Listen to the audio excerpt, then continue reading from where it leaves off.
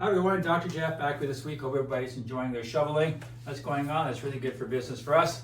And it's finally warming up, so that was really cold last week. But this week we got a good topic that came into us. What was that? The differences between tendinitis and Tendinosis. tendinosis. Yeah. Yeah.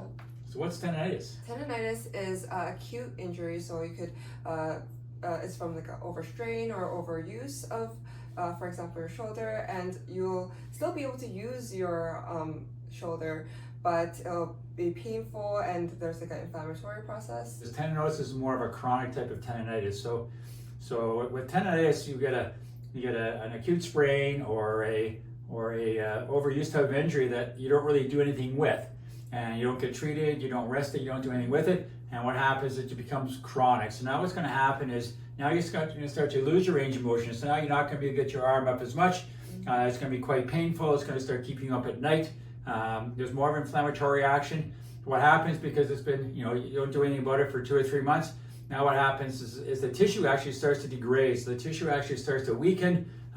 It starts to inflame even more. And what can happen at that point is that's when you can actually start to do more damage and actually tear it.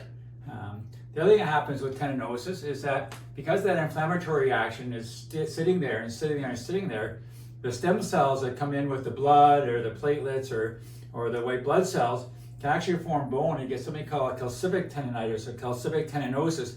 And that's where, especially in the shoulder, the supraspinatus or the infraspinatus subscapularis, you can get a little bone forming in the tendon.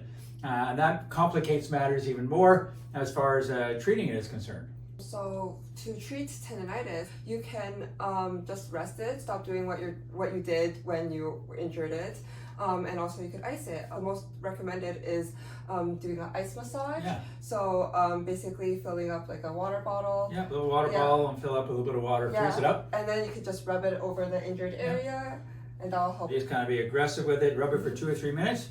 You can also, if you want, you can throw an ice pack on it. Always put a piece of towel or something right over it so you don't want to frostbite yourself putting ice on. But that kind of cools it. But if you want to really get at it, you got to try and get in and really massage it in, because what that does, it's a couple things. One is it gets it cold, but you're actually creating a friction, and you're breaking up any of the inflammatory action that's going on there, any tissue adhesions that are going on. It also creates a friction, so when you're done, it actually heats the tissue up. So when you're done, you actually get heat into the tissue, which draws more blood in. So that's really a cool thing to do, is your ice massage. Usually the tendinitis, if you come and see us, we probably do some IFC or some ultrasound or laser on it. And that usually is enough to try and get this going. And then of course we put you on some exercises to try and strengthen it up once we get it under control. But the tendinosis, now the tissue is actually starting to be damaged. It's starting to weaken. So it's a little more difficult to work at, especially if you get a calcific deposit in it. So that's where we have to move on to something a little more aggressive, like the shockwave machine we have here. So shockwave goes in and breaks up the tissue, it does create an inflammatory condition, but it's a good inflammatory condition, and it's trying to break up the tissue and regenerate the tissue in a better way. And then we combine that with laser therapy to try and heal it up. Like once it gets past 24, 48 hours, icing's not going to do that much anymore. So that's when you get into something called a contrast bath. So a contrast bath, what's a contrast bath? A contrast bath is you're kind of switching between hot and cold. So what that does is when you put it on hot, it's kind of, cold, it kind of constricts your arteries. And then when you put it hot, it kind of dilates it. Right. So what happens, you get this pumping effect. Our suggestion here is we start with 5 minutes of ice, and then you go with 2 minutes heat, 2 minutes ice, 2 minutes heat. You do that 5 times. It's really good if you do this in a hot tub or the bathtub, much easier, or you just get a heating pad and an ice pack and you start doing it. And what happens is even for an hour afterwards, you still get this pumping effect. And that really pumps that inflammation out really quickly. Once we do get to the pain under control, so we can go to exercises.